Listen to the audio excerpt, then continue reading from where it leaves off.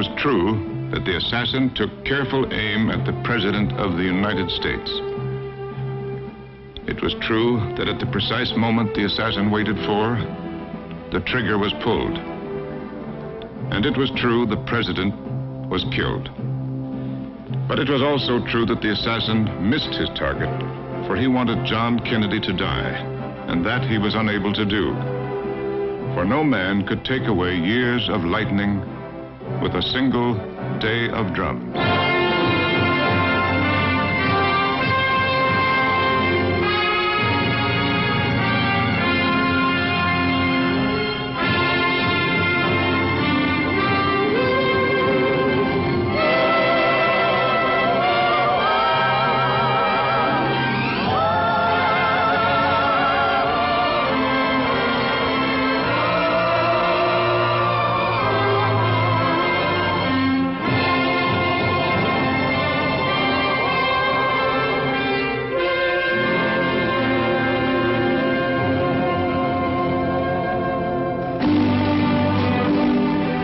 The decade was new, the dreams were high, the man was John Kennedy. In the early snow of 1961, an avalanche of people came through the streets of Washington with expectation and joy. They would come again in the autumn of 1963. The same people, through the same streets, to the same building. They would come again in 1963 without smiles, without cheers. For death, like a thief in the afternoon, would place a casket in the rotunda of the Capitol, the same room in which he had walked to his inauguration.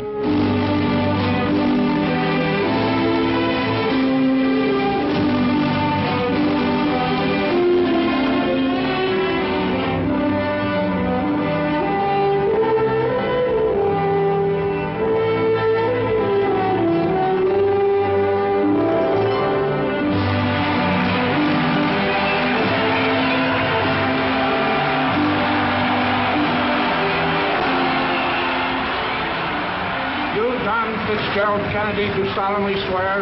I, John Fitzgerald Kennedy, do solemnly swear. That you will faithfully execute the office of President of the United States. That I will faithfully execute the office of President of the United States. And will, to the best of your ability. And will, to the best of my ability. Preserve, protect, and defend the Constitution of the United States. Preserve, protect, and defend the Constitution of the United States. So help me God. So help me God.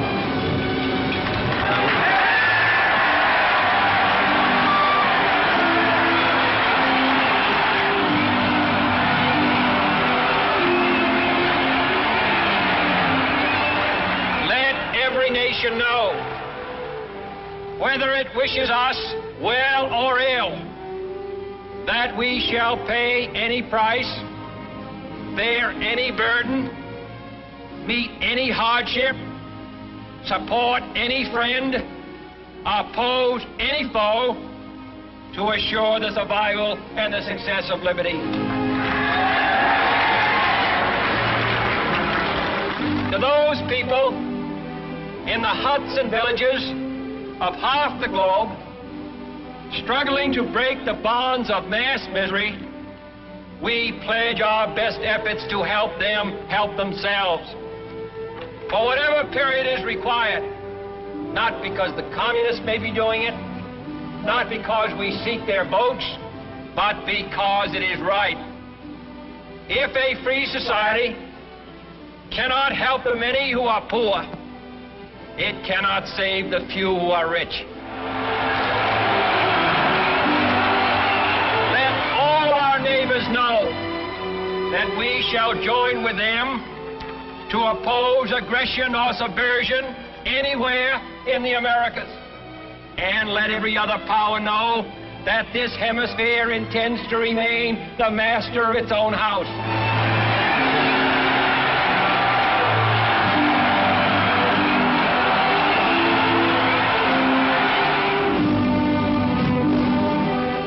Pennsylvania Avenue was a proud host.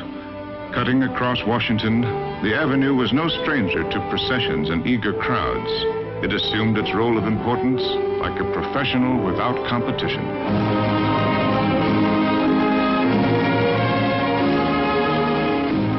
Broadway could beckon with blinking lights, and Hollywood Boulevard could boast of movie stars. But Pennsylvania Avenue had none of these and had no want of them. Its memories were of Jefferson and Lincoln, of Wilson, Roosevelt, Truman, and Eisenhower. And today, President John Fitzgerald Kennedy.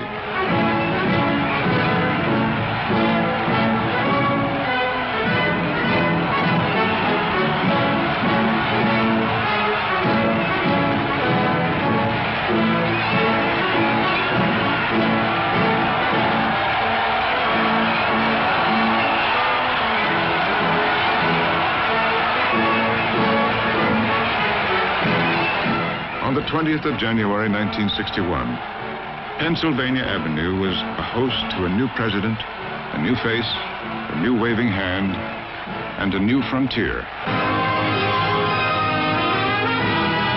Where Pennsylvania Avenue ended, the White House took over. Maybe it was only imagination, but the house seemed to change its outward appearance with the presence of each new occupant. Without a stroke of a paintbrush or the movement of a brick, it told every passerby who it was who was now living inside.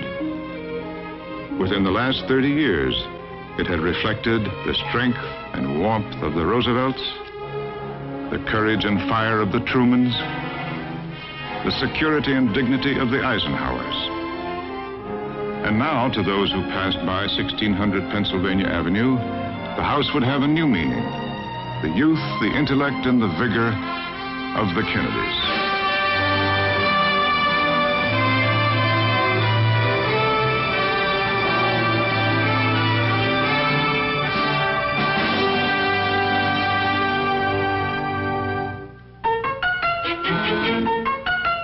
The sights and sounds of this administration would be new. In the Rose Garden, there would be children.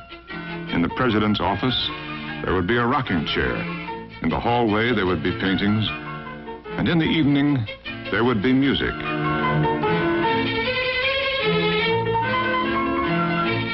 The wave of the arts and creativity that bred in the White House on those first evenings spread over Washington, and the political capital of the country was transformed into a cultural capital at night. On the streets, the daylight discussions of McNamara, Harriman, and Rusk were replaced by Grieg, Chopin, and Liszt.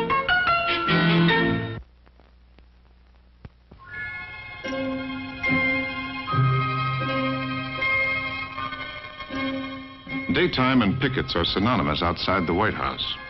And if nothing else, they confirmed that the world of 1961 was not one of peace, happiness, and freedom.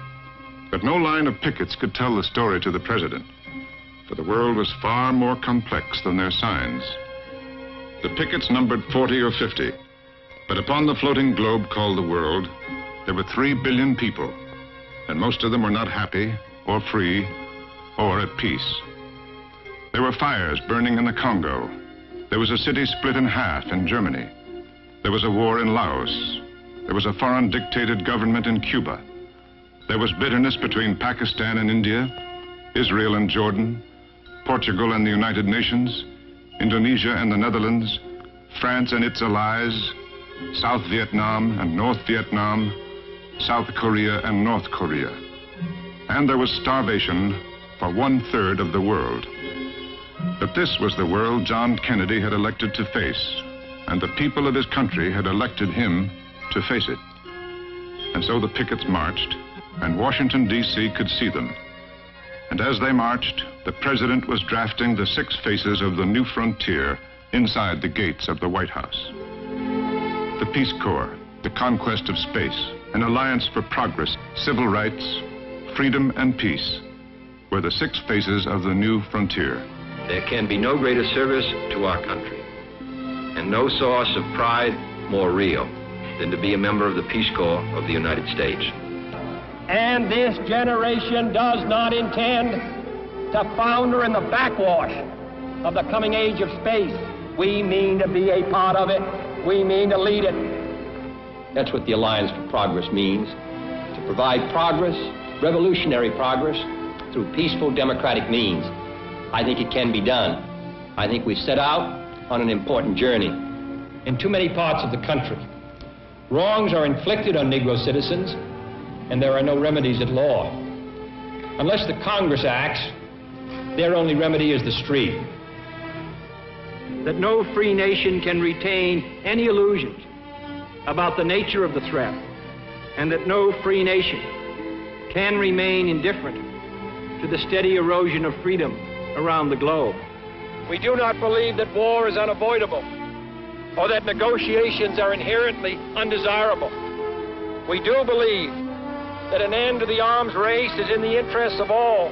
But there were those who disagreed with the president, those who laughed at the Peace Corps, those who said there was no reason to go to the moon, those who said the Alliance for Progress would fail, those who said there could be no integration of the races, those who said communism could not hurt freedom, and those who said there was no hope of a lasting peace. But perhaps man is at times dominated by the things he could see the clearest and hear the loudest, while the uncommon man is not so preoccupied with sight and sound. Instead, he thinks in terms of the invisible and silent. He thinks of compassion, which is invisible and silent. He thinks of peace, which is invisible and silent. Not war, with its bright flames and explosive roars. He thinks of freedom, which is invisible and silent. Not oppression, with uniforms and the hammering together of a wall.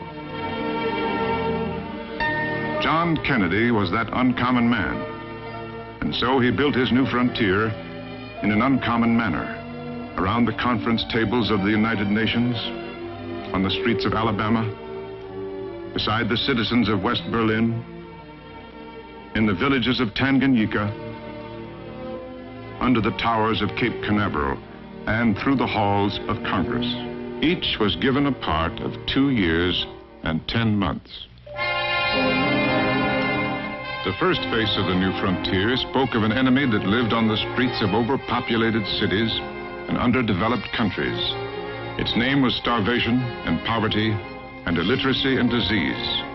The ruins this enemy left behind did not smolder or smell of charred buildings, but there were the cries of infants and the parched lips of old men and women. In the streets of cities and the huts of villages, misery was a common bond that grew tighter through the years. And so economists added, but populations multiplied. As a road was built to one village, 2 new villages had formed. As a disease became controlled in one community, an epidemic broke out in another. The new President of the United States knew well that his people had parted with over $100 billion of foreign assistance. Now he proposed 2 additional burdens on their economy and conscience: an alliance for progress to help build the economy of all Central and South America, and a Peace Corps to be transported and supplied wherever people were in need. The United States answered the President and accepted the 2 new burdens he proposed.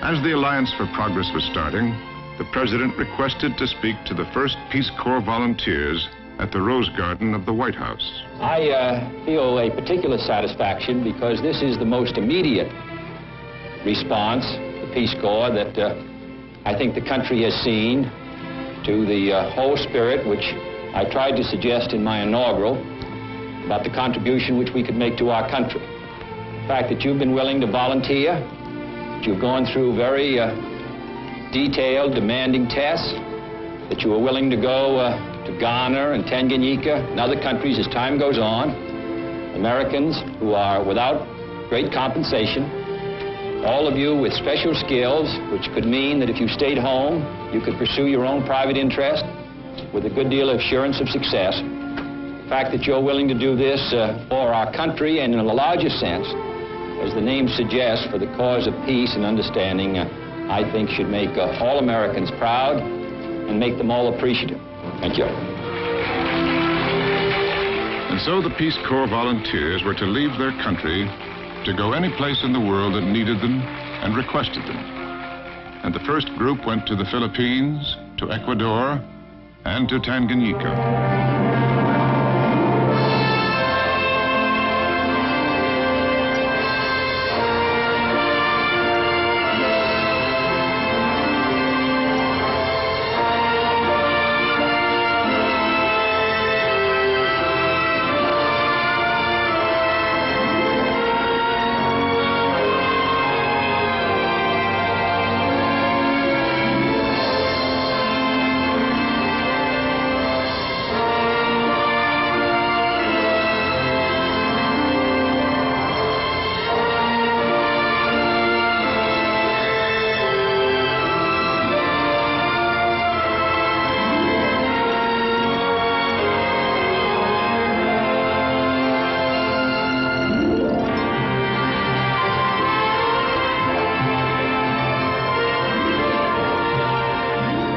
army came, without guns and without uniforms, not to destroy, but to build, not to demand, but to teach, not to take over the weak, but to leave behind the strong.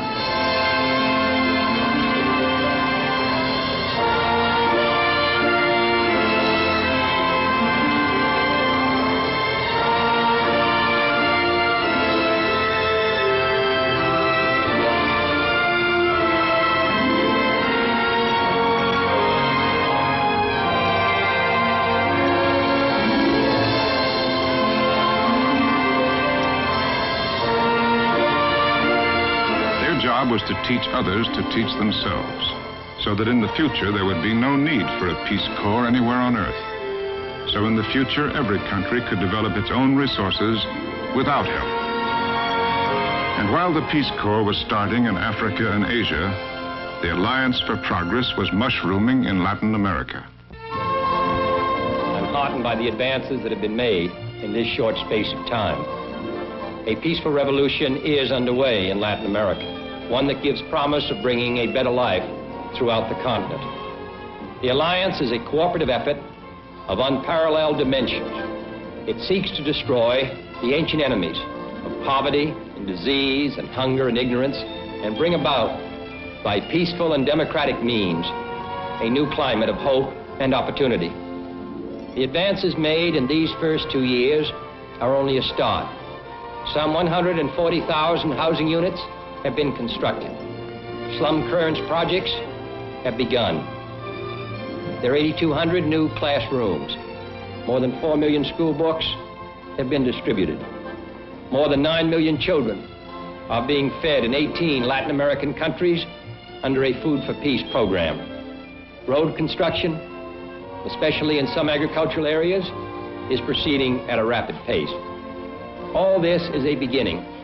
It's my hope that the governments of this hemisphere, including the government of the United States, that all of us will continue to work closely together to provide a better life for all of our people. I think it's a journey that must be finished. To the completion of that journey, I pledge the people of the United States.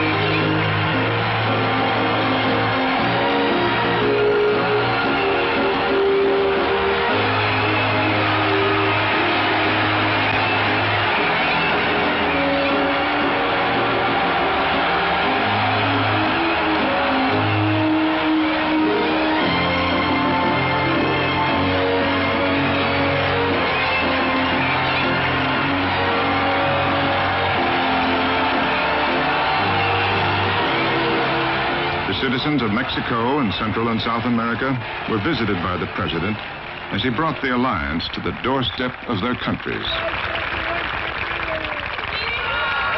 Let me say,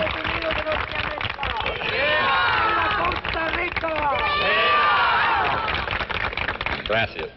Lady, let me just say,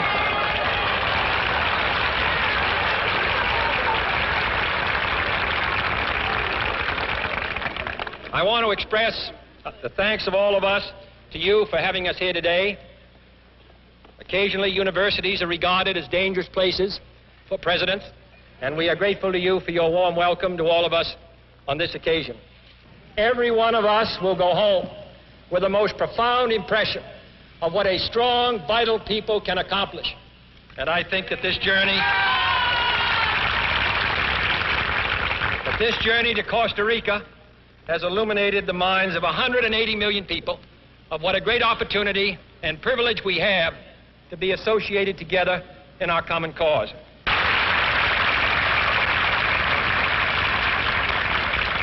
Viva Costa Rica, arriba Costa Rica, muchas gracias.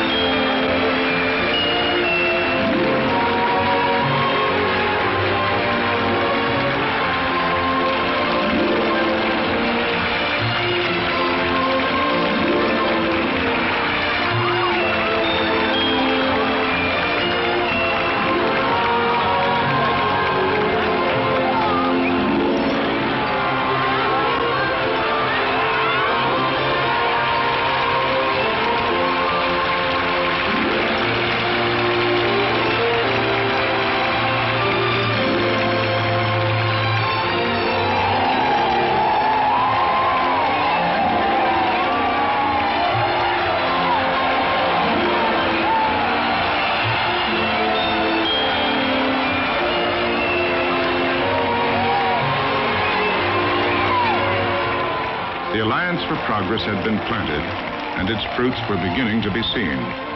The Peace Corps was born and had matured at an early age. But no longer would the Alliance or the Peace Corps see their inventor. For the President would never again stand on the soil of Latin America.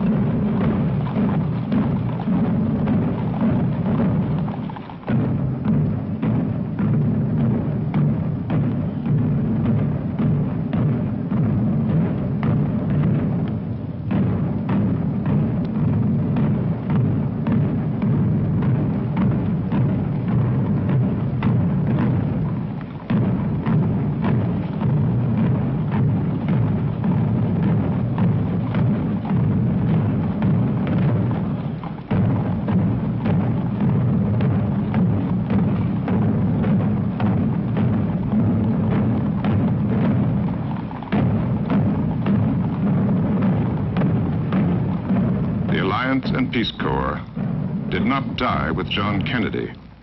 They grew as President Johnson reinforced them, as he would also do in the field of civil rights. How much time would it take? How many years to complete equality?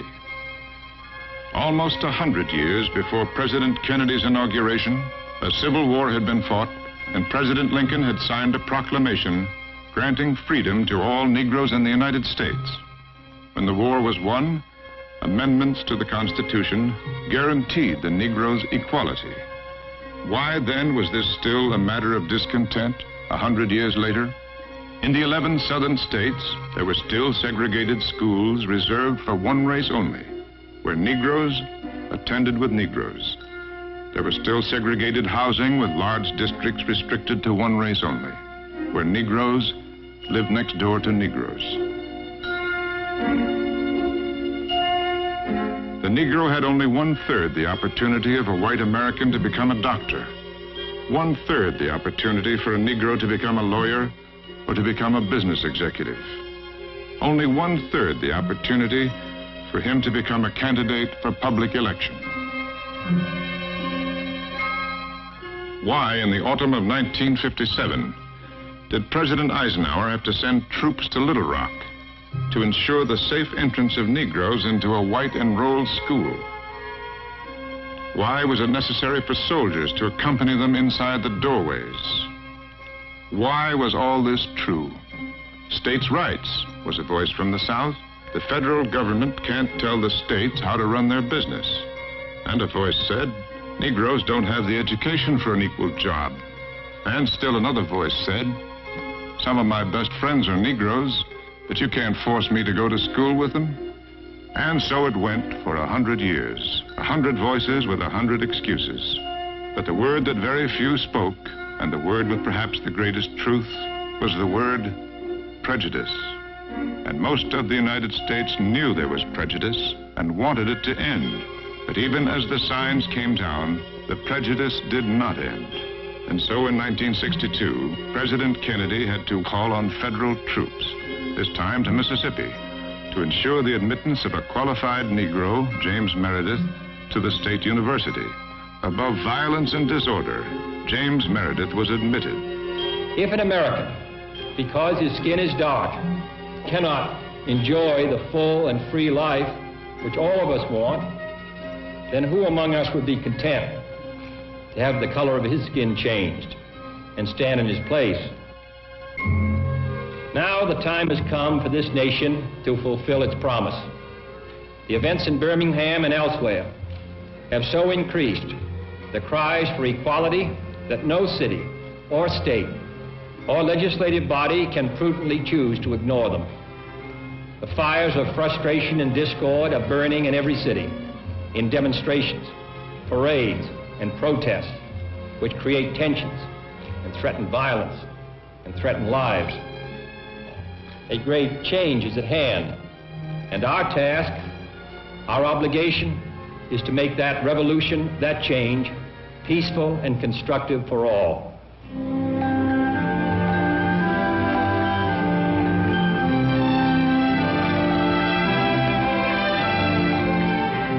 And so came the Freedom Riders, busloads of Negro and white citizens headed south to have their voices and their very presence heard. State to state, there would be no segregation in the terminals or the waiting rooms, whether in New York State or Louisiana. There was no pay for a Freedom Rider, and there were no heroes or heroines aboard the buses. Their names were as unimportant as their creed or color. They were, most important of all, citizens of the country.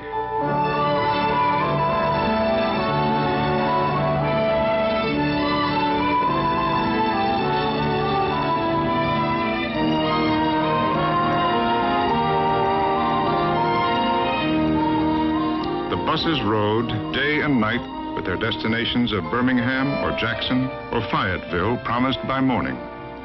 On August 28, 1963, the buses had a new destination. With the morning sun would come the image of the Washington Monument, the Lincoln Memorial, and the White House. The destination, Washington, D.C.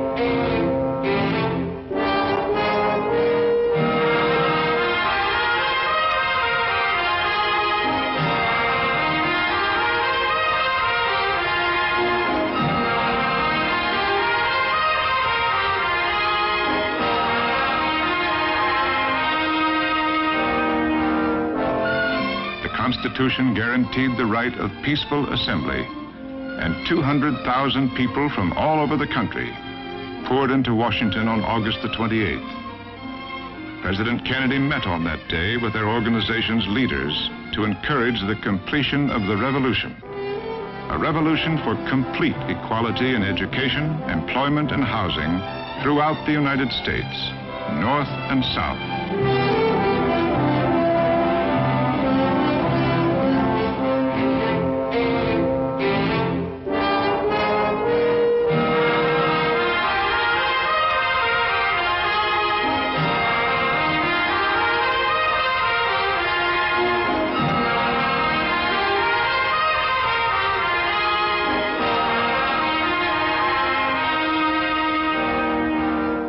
Those who do nothing are inviting shame.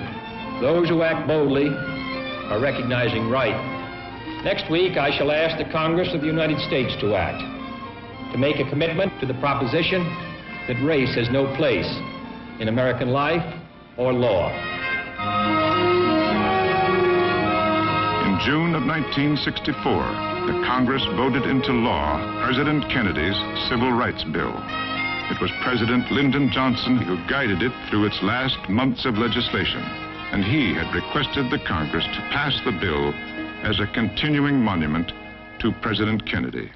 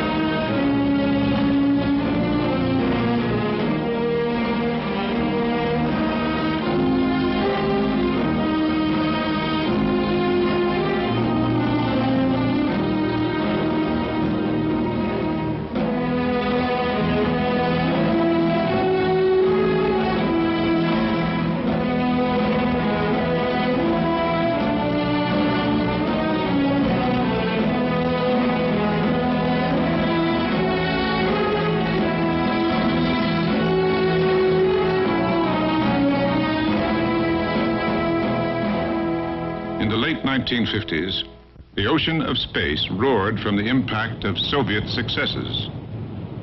But the United States had barely gotten off the beach.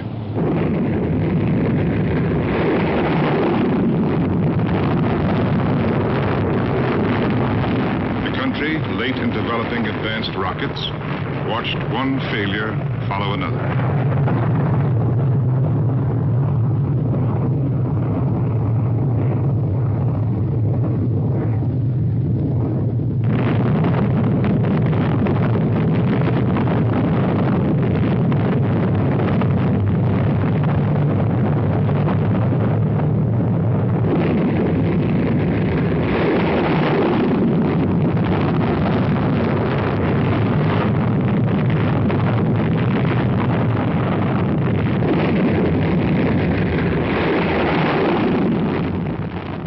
Headlines of disappointment came a voice of optimism and a voice of promise. But we do not intend to stay behind, and in this decade we shall make up and move ahead.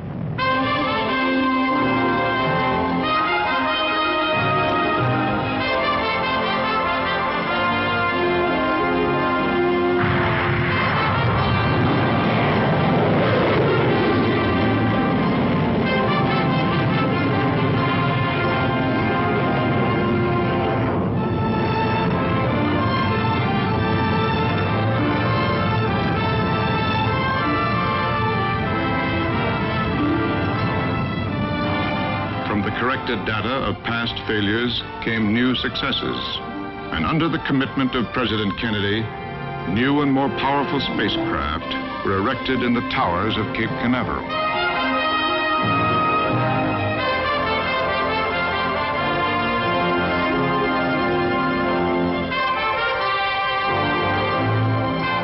As space vehicles became proven, manned flight started. And from the White House, the President, with Vice President Johnson, watched the first manned launch to be viewed around the world, the launch of Alan Shepard.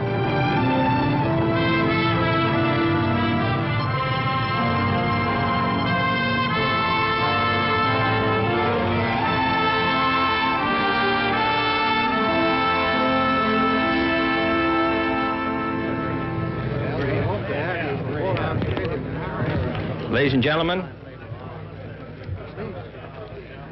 I want to express on behalf of us all the great pleasure we have in welcoming Commander Shepard and Mrs. Shepard here today. I know that the other members of this team who are astronauts know that our pride in them is equal. They have been part of this effort from the beginning, and I think it does credit to him that he is associated with such a distinguished group of Americans whom we are all glad to honor today, his companions in the flight to outer space. So I think we'll give them all a hand.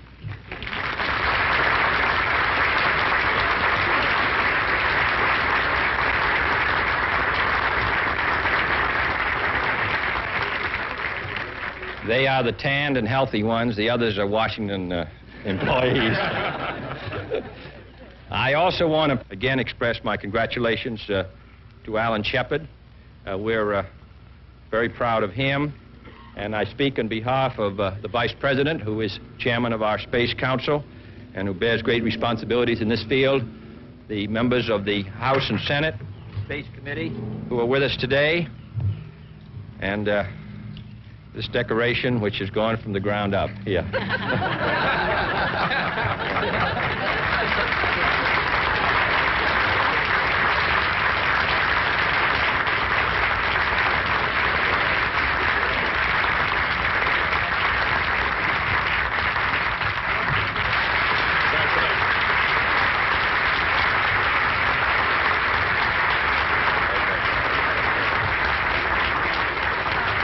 Telstar communication satellites and Tyros weather satellites followed the success of Alan Shepard, as well as other astronauts.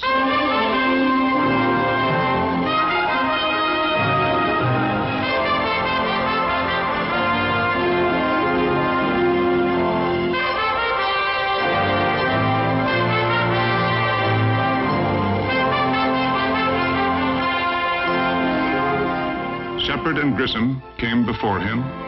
Carpenter, Schirra, and Cooper were to come after him in their Mercury capsules. But on February the 20th, the name was John Glenn, and the capsule was Friendship 7.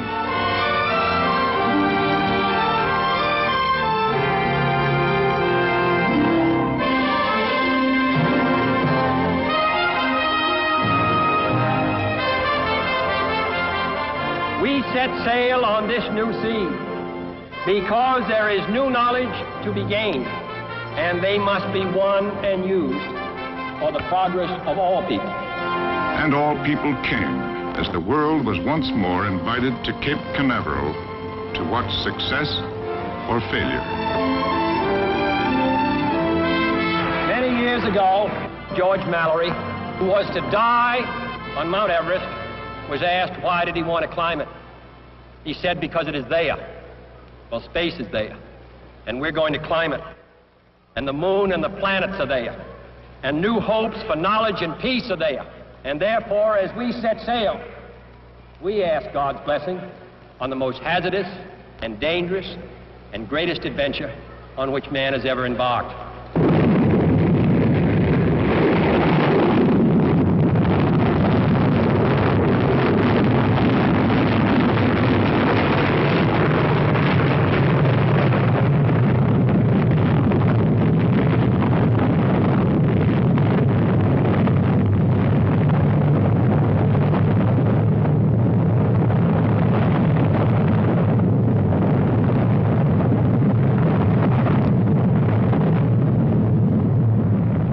Away from the beaches off Cape Canaveral, the lone pilot traveled at 17,500 miles an hour.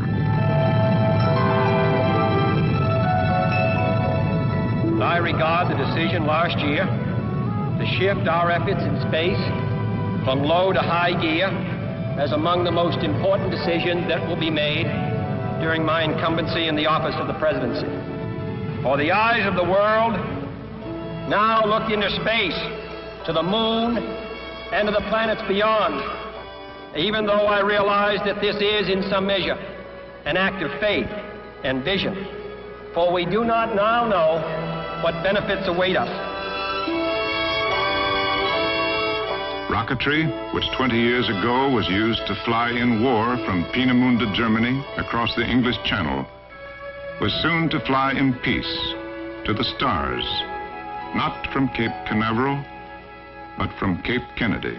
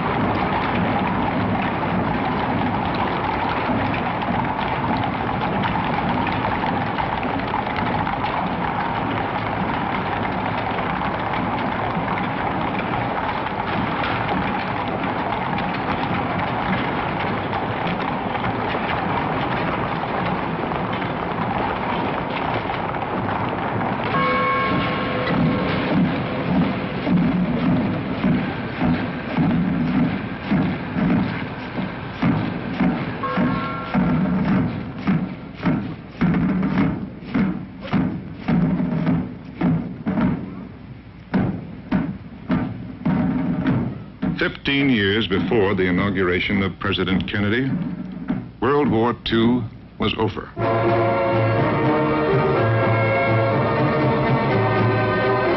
Countries around the world that fought against the Axis powers celebrated the victory and the peace.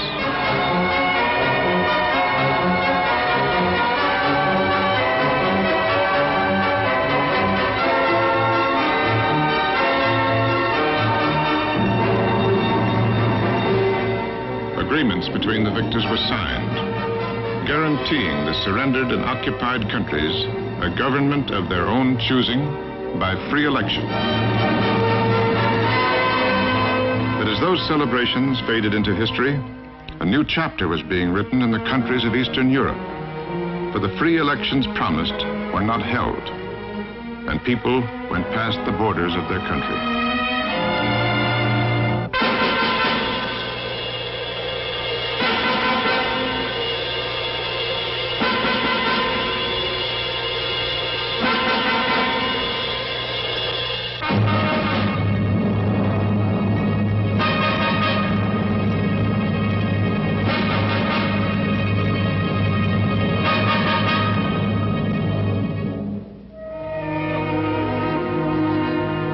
Came not by the tens, not by the hundreds, not by the thousands, but by the millions. Their homes and possessions were left behind. They brought only their families and their freedom.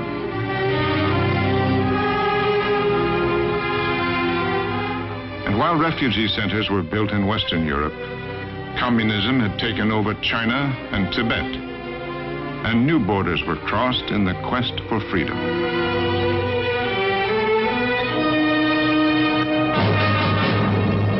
In Korea, the government of the North invaded the South. The United Nations sent troops to protect the freedom of South Korea. The police action continued for years until a truce was signed, guaranteeing the South its own elected government, as it had before the invasion. In Latin America, a man of the Sierra Maestra of Cuba was fighting his own war to rid his country of a dictatorship.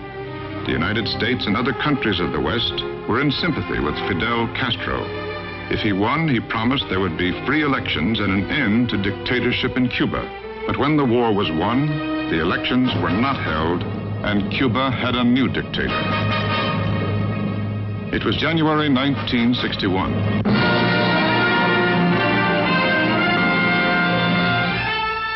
In the United States, President Kennedy and Vice President Johnson had barely been inaugurated when Berlin once more needed protection against a new Soviet threat. A threat that would strip away all Western rights to aid West Berlin. And West Berliners asked for American troops to protect their city. We will at all times be ready to talk, if talk will help. But we must also be ready to resist with force if force is used upon us. Either alone would fail. Together they can serve the cause of freedom and peace.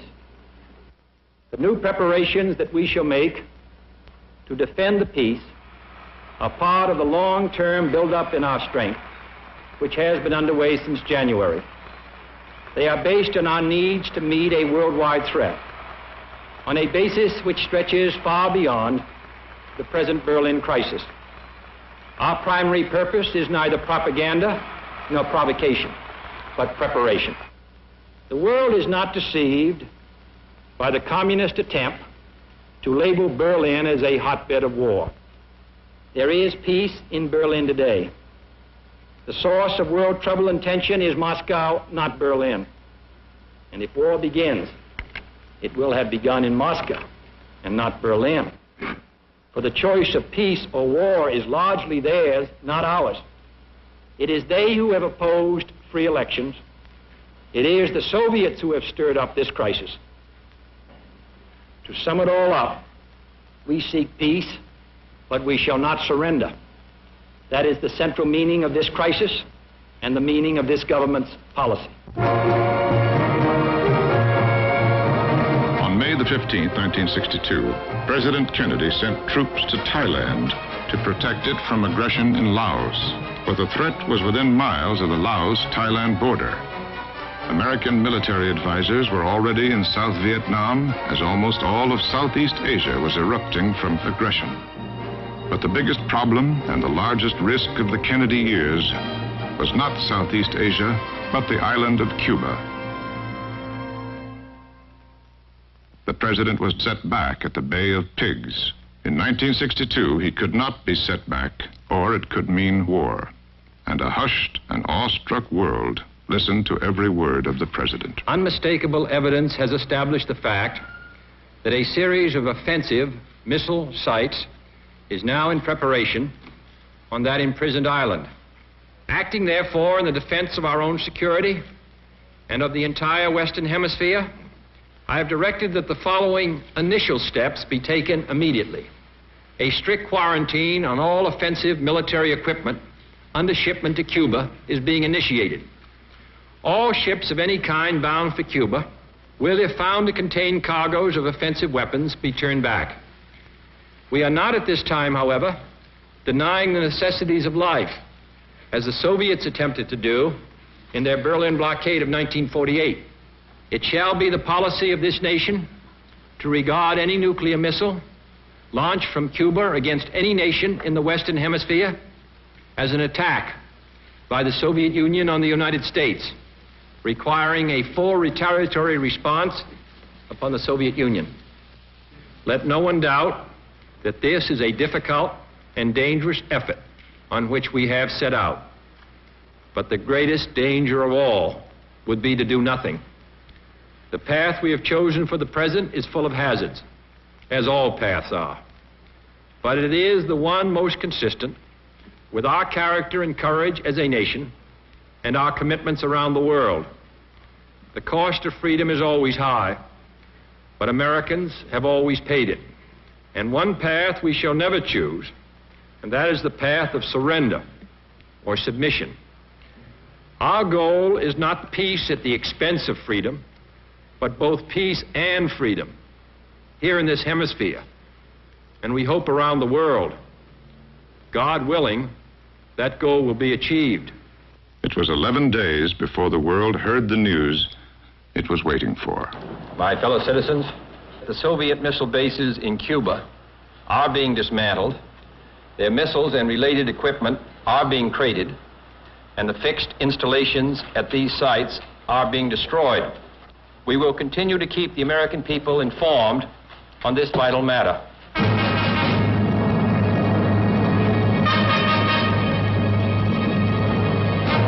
In Berlin during the Kennedy years, there had been a new kind of blockade. Not to keep out missiles, but to keep in humans. East Germans had been fleeing into West Berlin at the rate of 10,000 a week. 2 million of their population was gone. To prevent others from leaving, a wall was constructed. Taller and taller it became, but never higher than the will of the people to leave.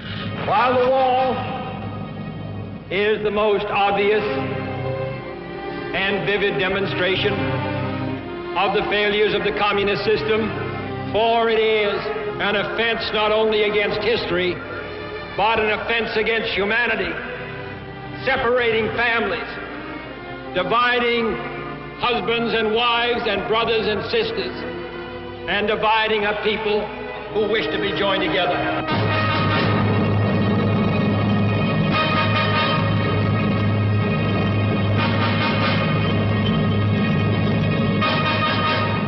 Freedom has many difficulties, and democracy is not perfect.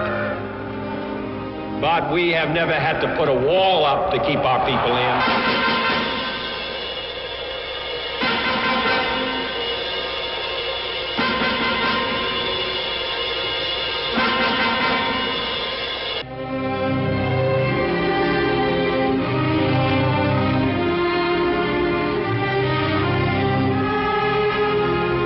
There are many people in the world who really don't understand, or say they don't, what is the great issue between the free world and the communist world.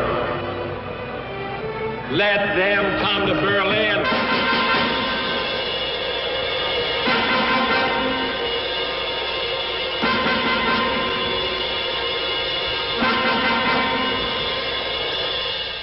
There are some who say that communism is the wave of the future.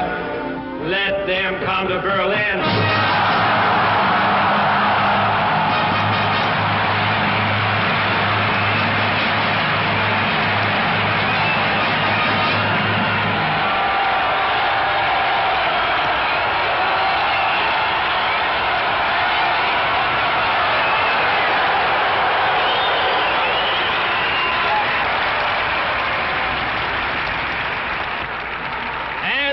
Even a few who say that it's true that communism is an evil system, but it permits us to make economic progress.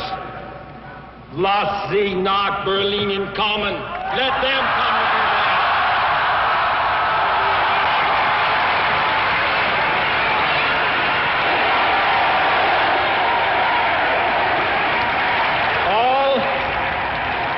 Free men, wherever they may live, are citizens of Berlin. And therefore, as a free man, I take pride in the words, Ich bin ein Berliner.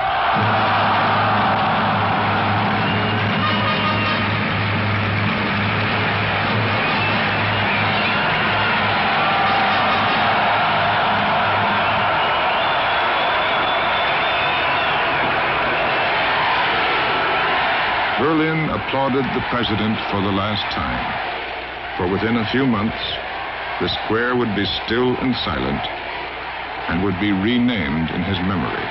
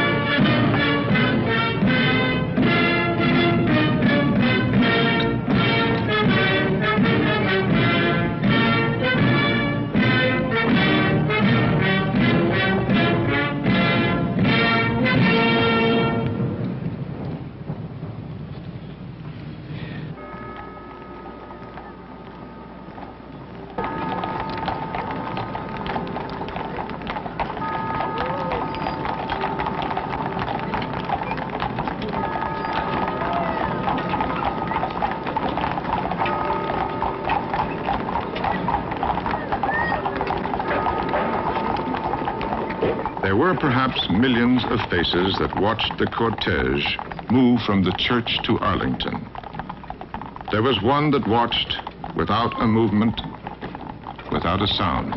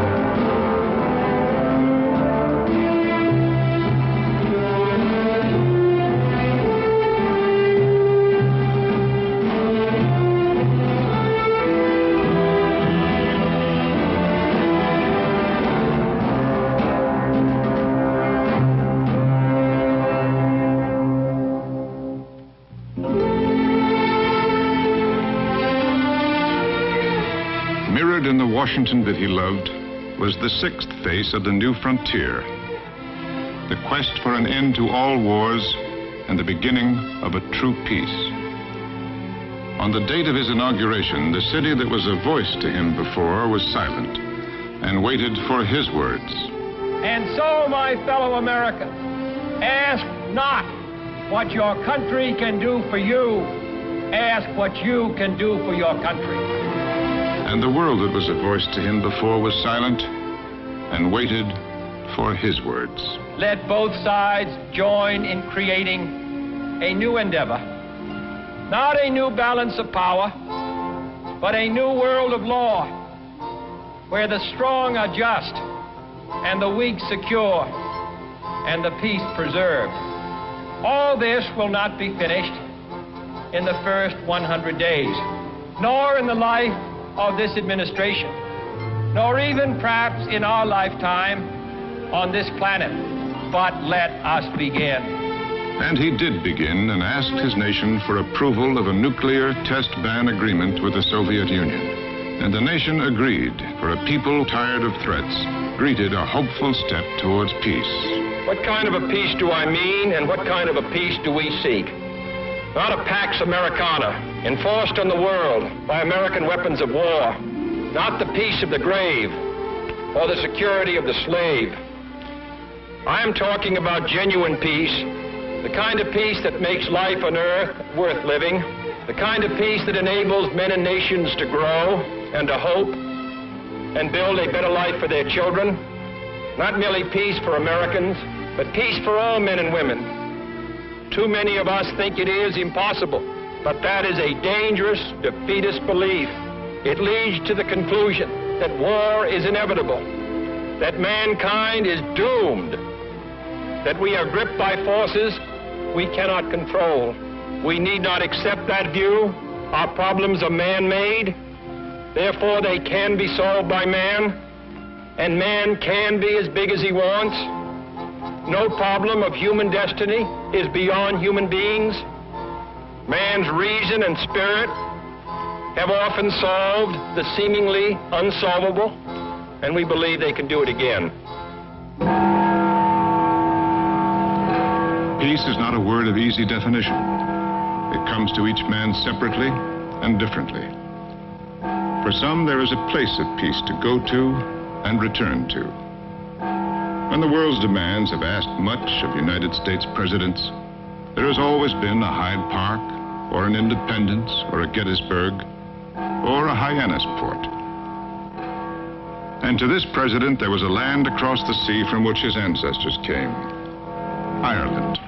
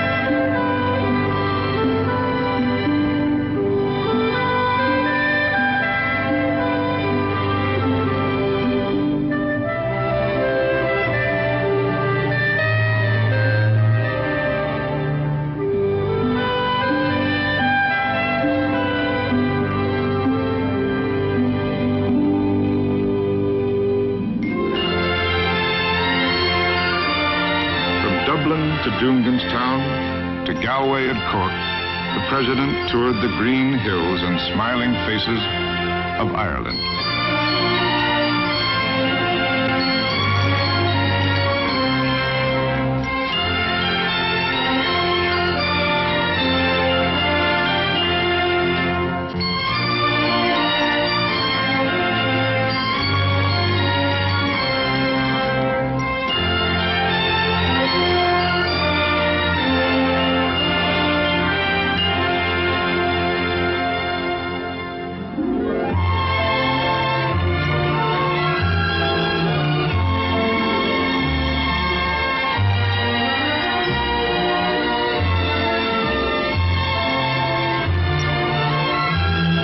Perhaps it wasn't the family album of John Kennedy that made striking headlines across the world, but it was the personal John Kennedy and his family that made America fall in love for 2 years and 10 months.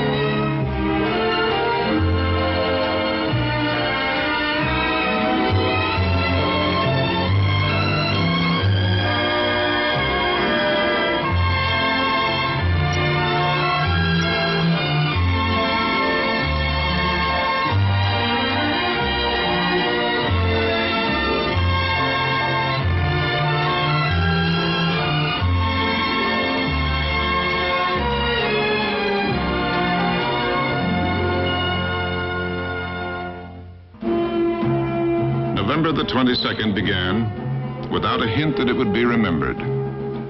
The country awoke without knowing its president was to sleep. The morning came, but the sun would set in midday. The assassin, Lee Harvey Oswald, was waiting for the president in Dallas. Politically, he had been a Marxist, but psychiatrically, and more important, he preferred to be alone and secretive and hostile to all leadership. On the 22nd, he had positioned himself in the Texas School Book Depository building on the route of the president's motorcade through the city.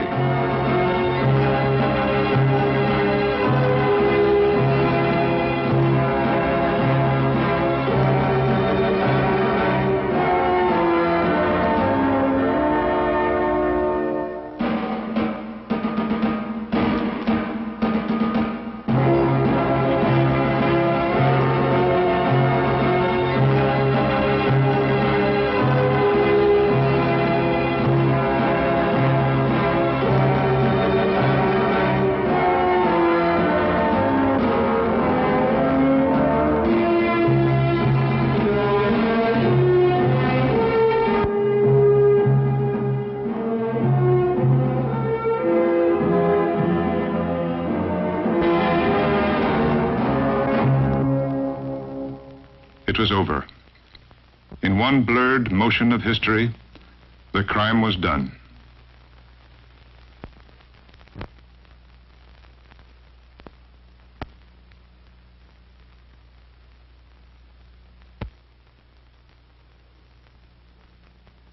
History will pick up its cold pen and book and write in chronological order the events of the day with the date, the time, and the city. But history will be wrong, for there wasn't one date, one time, or one city.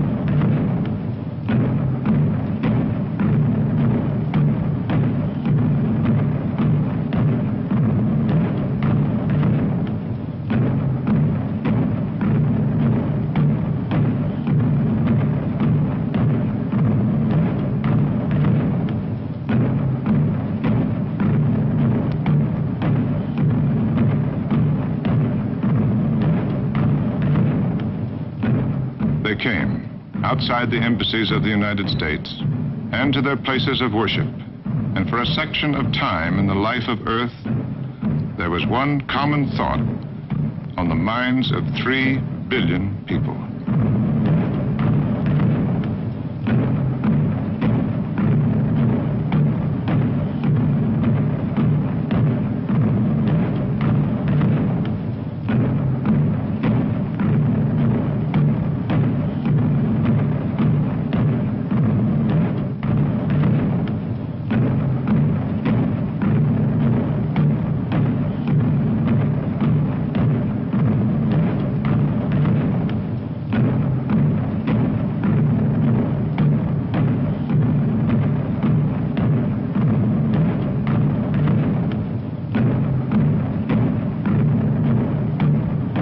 And so pictures were displayed, eulogies and epitaphs were written, memorials were built, bridges were renamed, books were published, records were pressed, speeches were reprinted, and his name was permanent. In the process of thinking throughout that day in November, each person of the earth was drawn to a thought even more personal than the memory of the president. In seeing that respected man who had everything pass from life in a single unsuspecting instant, there was the thought of each person's own mortality, their own straight lines that began with birth, that would end with death, and the length between so unknown. The president who was able to have so much under control was not master of the length of that line. And perhaps his message to the world was exactly that. For everyone in the world received that message, no matter what language they spoke, no matter what God they worshiped.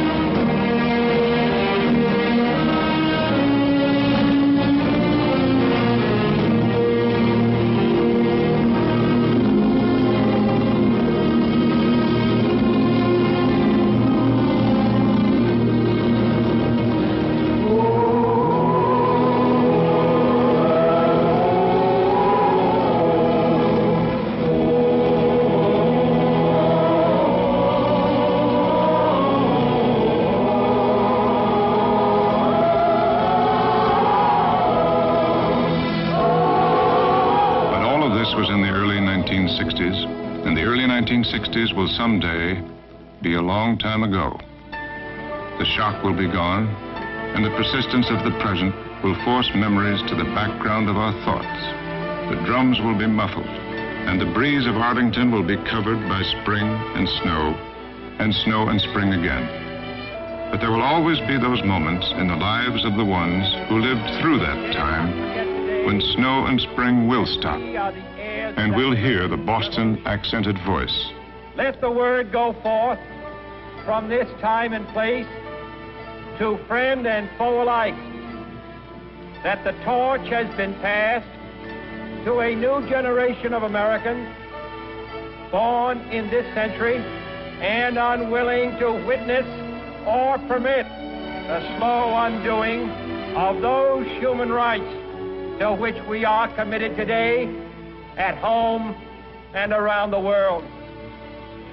The day of drums is over, but the years of lightning glow in everyone he touched and in everyone he continues to touch. They call for a better standard of living for all of our citizens in order that they may produce and live up to their capabilities. Those are the things in which the people of the United States strongly believe.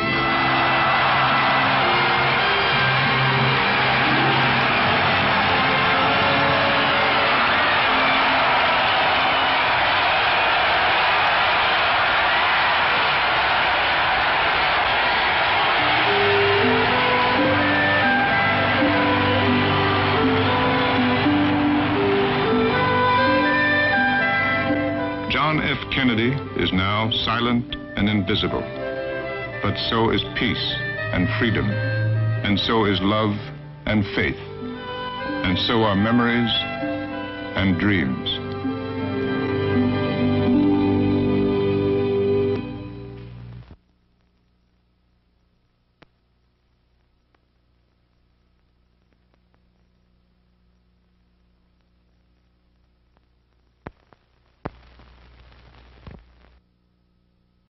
And pickets are synonymous outside the White House.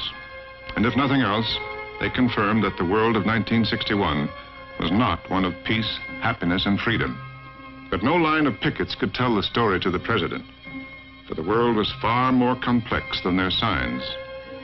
The pickets numbered 40 or 50, but upon the floating globe called the world, there were 3 billion people, and most of them were not happy or free or at peace. There were fires burning in the Congo. There was a city split in half in Germany. There was a war in Laos. There was a foreign dictated government in Cuba. There was bitterness between Pakistan and India, Israel and Jordan, Portugal and the United Nations, Indonesia and the Netherlands, France and its allies, South Vietnam and North Vietnam, South Korea and North Korea. And there was starvation for 1/3 of the world. But this was the world John Kennedy had elected to face, and the people of his country had elected him to face it. And so the pickets marched, and Washington, D.C. could see them. And as they marched, the president was drafting the 6 faces of the new frontier inside the gates of the White House. The Peace Corps, the conquest of space, an alliance for progress, civil rights, freedom, and peace were the 6 faces of the new frontier. There can be no greater service to our country, and no source of pride more real than to be a member of the Peace Corps of the United States. And this generation does not intend to founder in the backwash of the coming age of space. We mean to be a part of it. We mean to lead it. That's what the Alliance for Progress means, to provide progress, revolutionary progress, through peaceful democratic means. I think it can be done. I think we set out on an important journey. In too many parts of the country, wrongs are inflicted on Negro citizens, and there are no remedies at law. Unless the Congress acts,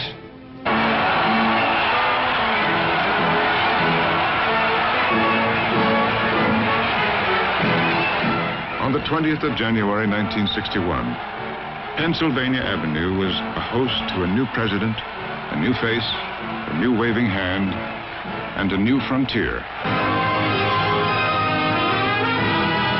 where Pennsylvania Avenue ended, the White House took over. Maybe it was only imagination, but the house seemed to change its outward appearance with the presence of each new occupant. Without a stroke of a paintbrush or the movement of a brick, it told every passer-by who it was who was now living inside. Within the last 30 years, it had reflected the strength and warmth of the Roosevelts, the courage and fire of the Trumans, the security and dignity of the Eisenhowers. And now, to those who passed by 1600 Pennsylvania Avenue, the house would have a new meaning: the youth, the intellect, and the vigor of the Kennedys.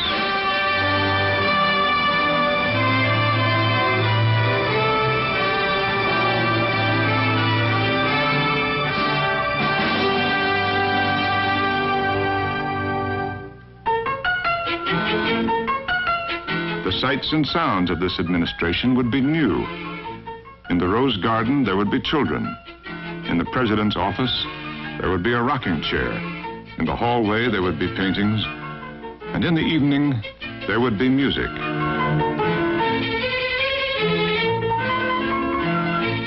The wave of the arts and creativity that bred in the White House on those first evenings spread over Washington, and the political capital of the country was transformed into a cultural capital at night. On the streets, the daylight discussions of McNamara, Harriman, and Rusk were replaced by Grieg, Chopin, and Liszt.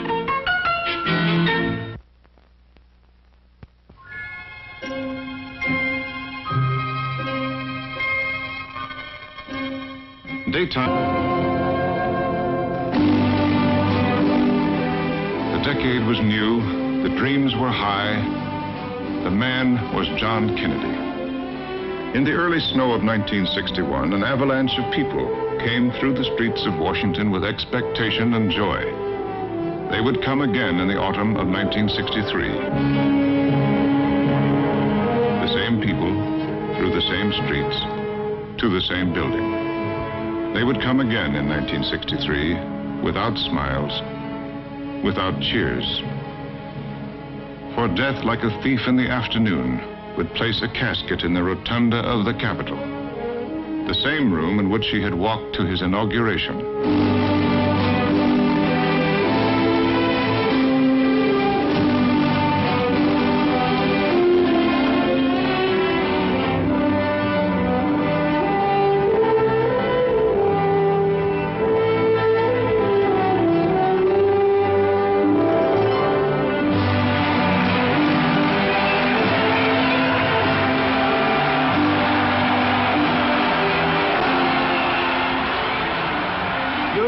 Fitzgerald Kennedy, do solemnly swear I, John Fitzgerald Kennedy, do solemnly swear that you will faithfully execute the office of President of the United States that I will faithfully execute the office of President of the United States and will, to the best of your ability, to the best of my ability, preserve, protect, and defend the Constitution of the United States. preserve, protect, and defend the Constitution of the United States. So help you God. So help me God.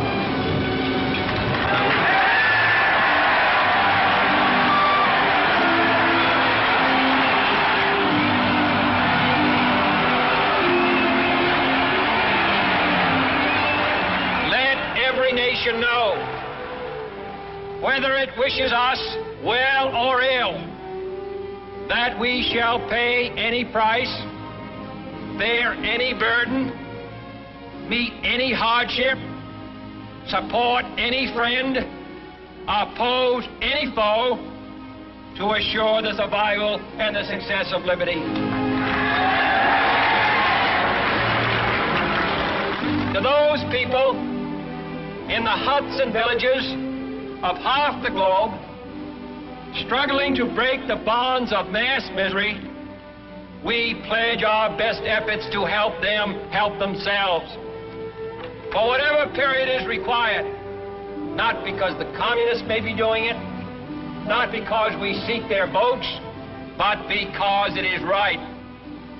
If a free society cannot help the many who are poor, it cannot save the few who are rich. Let all our neighbors know that we shall join with them to oppose aggression or subversion anywhere in the Americas. And let every other power know that this hemisphere intends to remain the master of its own house.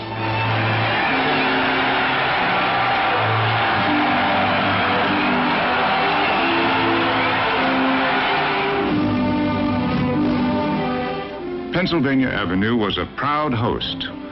Cutting across Washington, the avenue was no stranger to processions and eager crowds. It assumed its role of importance like a professional without competition.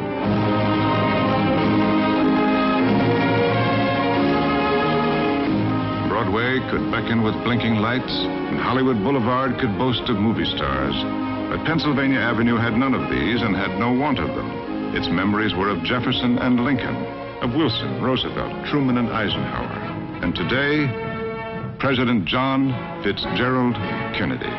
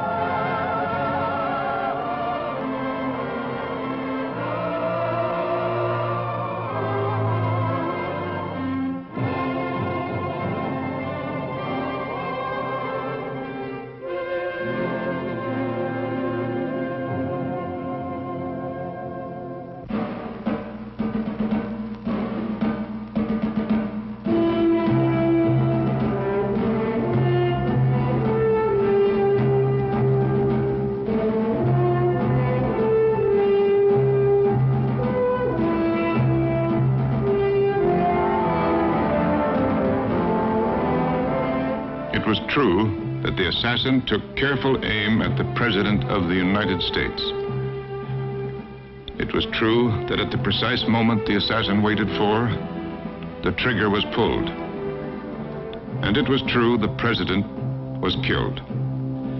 But it was also true that the assassin missed his target, for he wanted John Kennedy to die, and that he was unable to do. For no man could take away years of lightning with a single day of drums.